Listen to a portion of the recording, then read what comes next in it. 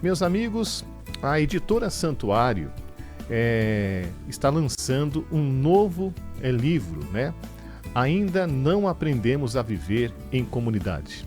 Esse é o título do livro. Ainda não aprendemos a viver em comunidade, de Douglas Palmeira. A editora Santuário, então, traz essa novidade especial, né, que é o lançamento desse livro, que apresenta reflexões profundas sobre os desafios e inquietações sobre o nosso dia a dia. Por isso que hoje nós trazemos aqui nos nossos estúdios o Douglas Palmeira para conversar. Ele que escreveu esse livro está aqui para falar um pouquinho desse livro para a gente. Douglas, seja bem-vindo à nossa programação. Muito obrigado, viu, pela sua disponibilidade de vir mais uma vez aqui nos estúdios da Rádio Aparecida, até porque você já esteve aqui fazendo o lançamento de outro livro também, né? Boa tarde, Evandro. Que alegria estar aqui. É sempre muito bom estar no Tarde em Família. Nós já estivemos aqui no ano passado lançando o livro Nos Braços do Pai. Isso mesmo. E agora a gente vem com um novo trabalho. Ainda não aprendemos a viver em comunidade. Obrigado pela acolhida e é sempre bom estar aqui. Eu vou mostrar, inclusive, você que depois pode acompanhar a gente também no YouTube. Esse é o livro aqui, né? Ainda não aprendemos a viver em comunidade. Por que esse título? De onde surgiu a ideia desse título? Conta pra gente. A ideia do título do livro veio de uma maneira muito pontual. Ano passado eu estava dando uma formação numa paróquia na cidade de Indaiatuba. E no meio da palestra eu soltei essa frase. Ainda não aprendemos a viver em comunidade. Quando eu soltei essa frase, alguém ainda brincou. Nossa, isso dá um livro. E no fim o livro saiu, mas eu digo que eu escrevi, mas ele é um pouco da partilha com o povo, nas comunidades, nas paróquias, nos grupos onde a gente passa e onde o povo vai partilhando os seus desafios. Então, pensando em tudo isso, propondo uma reflexão, incrementando com textos da Sagrada Escritura, dos documentos da igreja, a gente entrega esse material na mão das pessoas. Que maravilha! Agora, uma curiosidade que eu gostaria até de compartilhar com as pessoas que estão acompanhando a gente, que você é compositor também do hino da campanha da Fraternidade, né, de 2024. Conta pra gente como que foi, né, você ter até um certo privilégio de poder compor, né, esse hino. Conta pra gente como é que foi essa experiência. Quando a CNBB abriu o concurso para a composição da letra e da melodia, né, composição da letra é minha, a melodia é do José Davi de Aracaju, eu comecei a rascunhar. O tema da campanha da Fraternidade desse ano era amizade social, né, vós sois todos irmãos e irmãs. E foi na mesma época em que eu estava escrevendo esse livro. Um dos capítulos do livro eu abro com uma das estrofes que eu escrevi para o hino. Então, eu escrevi o hino, foi na metade do ano passado, né, para ele ser divulgado esse ano, e esse livro no final do ano, na virada de ano. Os dois vieram na mesma época, então os dois tratam um pouco desse desafio de viver como irmãos, de promover a amizade social e desse desafio que é próprio da relação interpessoal. Né? Os dois textos, um em poesia, um em música, outro em livro, eles vão tratar dessa questão. Então, enviei para a CNBB a proposta, meio que já quase na certeza de que não daria certo. Na certeza de que não daria certo? Porque assim, foi aberto um concurso para o Brasil todo. Sim. E eu terminei de escrever, eu lembro que eu enviei até para o meu pároco, falei para ele, olha, tá aqui, mas eu acho que não tá bom. Ele falou, eu acho que tá bom, manda assim mesmo.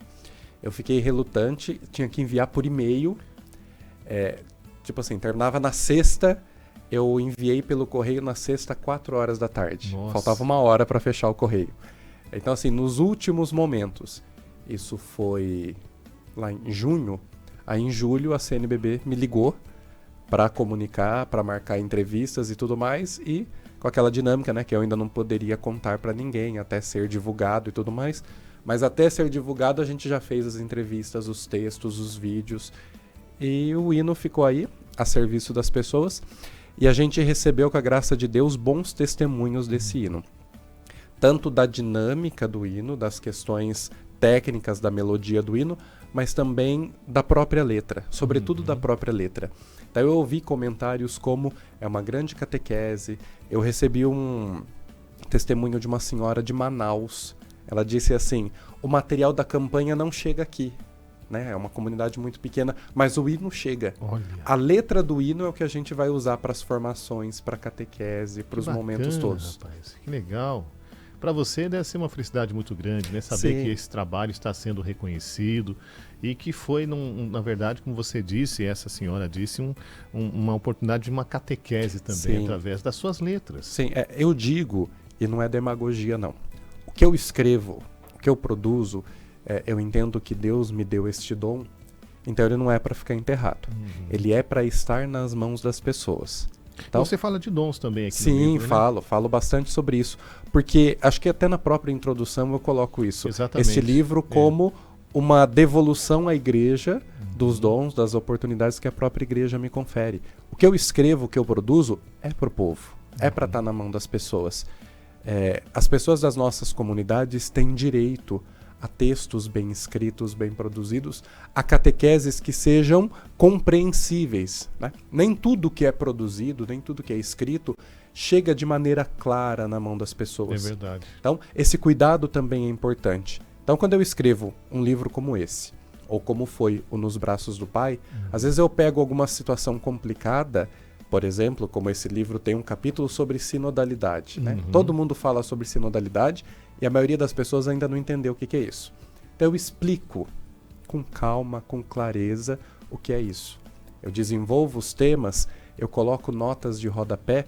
Esse livro aqui tem mais de 50 notas de rodapé. Tem mais de 30 livros de referência bibliográfica. Perfeito. Por quê?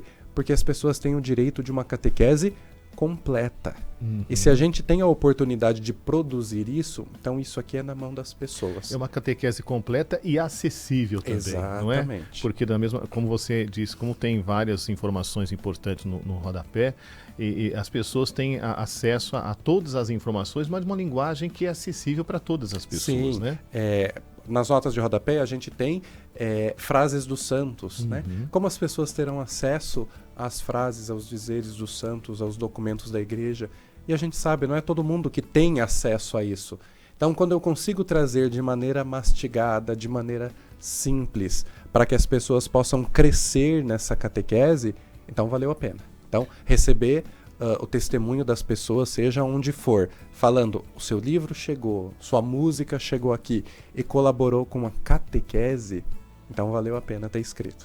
Agora fala um pouquinho aqui dessa motivação que você teve, né, para escrever esse livro. Ainda não aprendemos a viver em comunidade.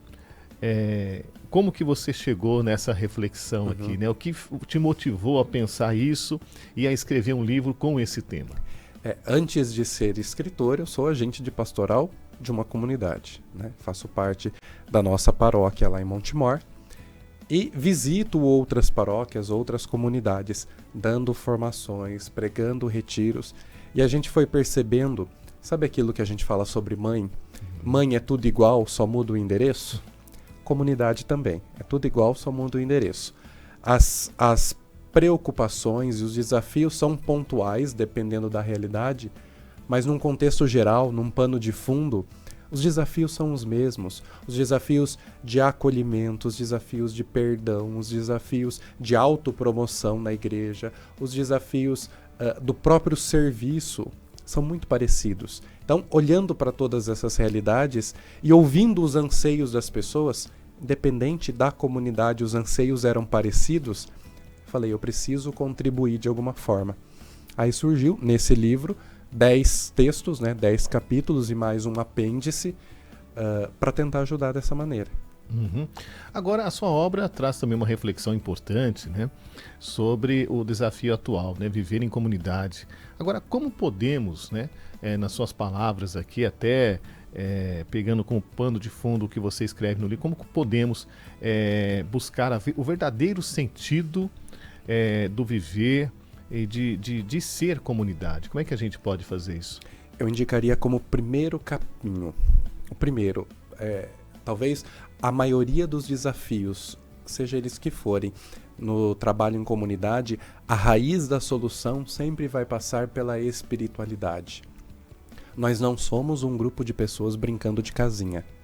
Nós somos comunidade de Jesus. As pessoas que olham para mim, para o meu grupo, para a minha comunidade, precisam enxergar Jesus. E isso só será possível se eu nutrir a minha espiritualidade. Eu não faço por fazer. Eu não faço porque eu sou obrigado. Eu faço como resposta ao batismo que eu recebi. Costumo dizer que, ainda que eu entregasse a minha vida pela igreja, não seria o suficiente para retribuir o batismo que dela eu recebi.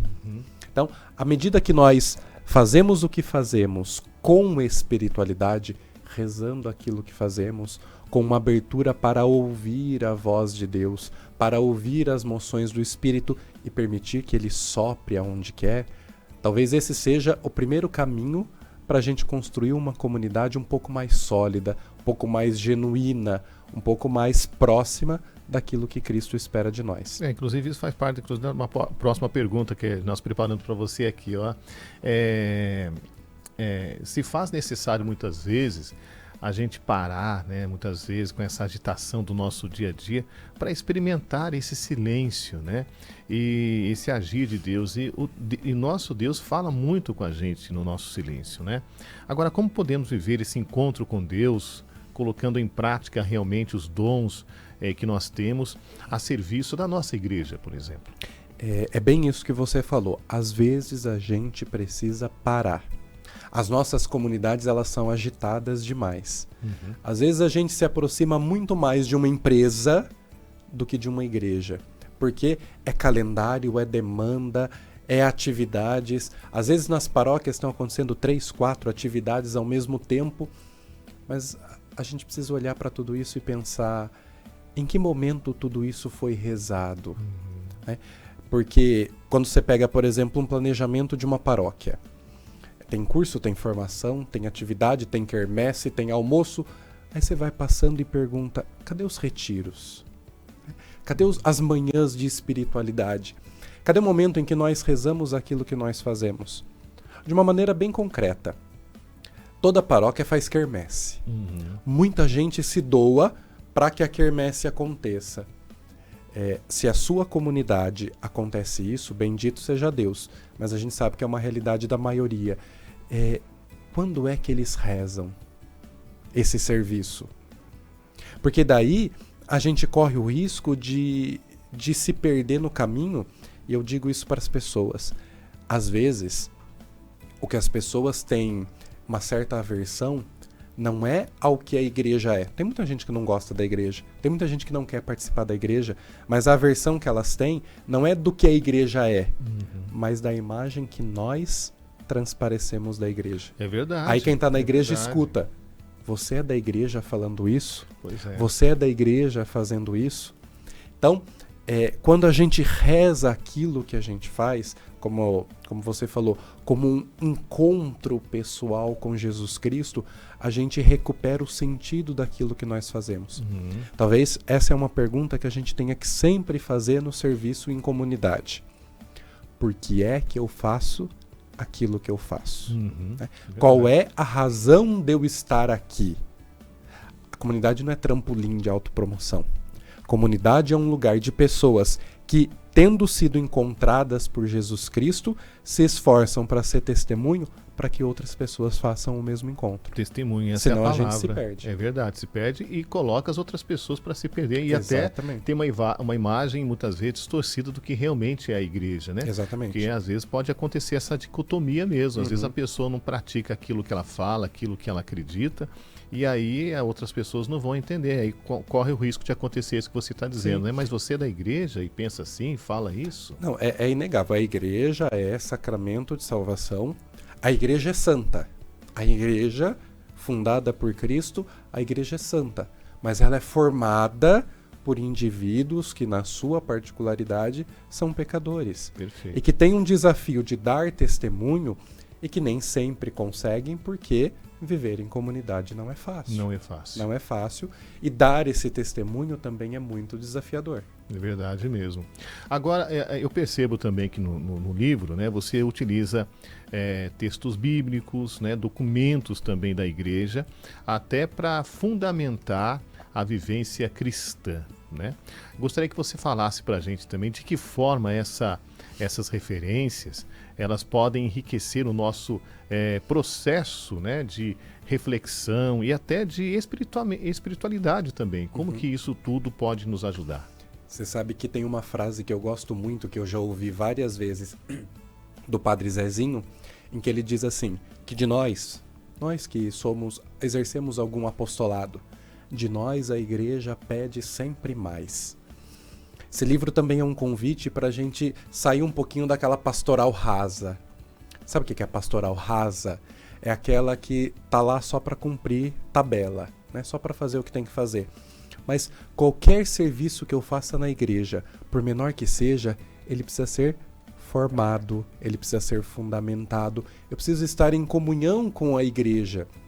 Então, o que a palavra de Deus e a igreja dizem sobre este assunto, sobre este contexto? Há muito para se aprender e a gente não pode parar no raso. A gente precisa sempre acolher aquele convite de Jesus de avançar para águas mais profundas, com textos da Sagrada Escritura, com documentos da igreja, com as palavras do Santo Padre, com o que é gerado na própria comunidade. A formação sempre vai ser uma das colunas que sustenta a comunidade e a gente precisa investir nisso.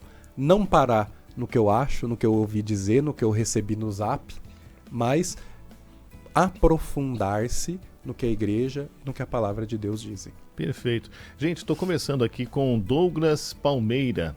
Ele que, mais uma vez, traz esse presente aqui para nós, aqui para a gente divulgar para você que está acompanhando aqui, mais esse livro, né? Ainda não aprendemos a viver em comunidade. É o título desse livro aqui, que nós estamos mostrando para você aqui através do nosso programa. Eu estava dando uma olhada aqui, Douglas, no sumário do livro. Eu queria que você fizesse uma pequena reflexão, né, sobre alguns títulos aqui de algumas páginas, né, do sumário aqui, né? E claro que você que está acompanhando a gente depois vai poder ler o livro e ter assim com mais profundidade essas informações, até porque nosso tempo é curtinho também, mas só para as pessoas terem uma ideia do que tem no livro, né? Você fala aqui, unidade na diversidade. O que você fala sobre isso?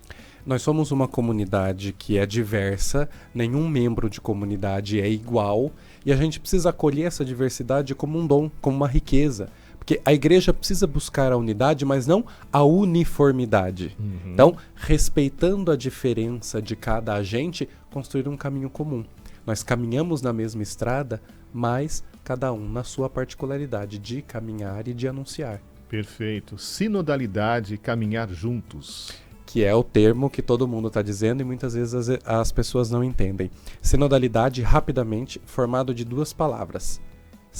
Sinodalidade vem de sínodo, né? Então, sim e odos, ou odós. Sim é junto. Sincronia, sinfonia, simbiose. Odós vem de método, de caminho. Então, é um modo de caminhar juntos. Perfeito. E esse caminhar juntos não quer dizer assim, simplesmente caminhar, mas dar voz e participação a todos, aos menores da comunidade também. Aí uma valorização dos nossos irmãos e irmãs leigos neste caminho. Perfeito. A ausência de perdão fere a comunidade. Sim.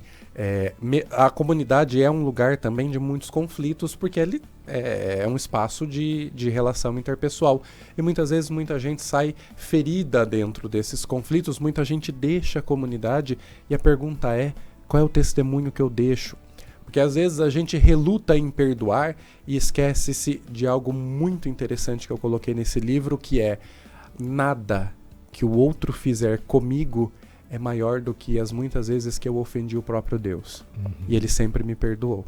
Então, se Deus perdoa o que em mim é imperdoável, é mais do que obrigação que eu desculpe as ofensas do outro. Olha, gente, está muito bom conversar com o Douglas. Nosso tempo está curtinho aqui, mas só para você ter uma ideia de outros capítulos aqui, ó, ele fala também sobre a comunidade não é lugar de autopromoção, conflitos sempre tereis, a ausência de perdão fere a comunidade, como ele já disse agora, o cultivo da espiritualidade, que é importante demais na comunidade, comunidade em estado permanente de missão, olha só, e por aí vai, né?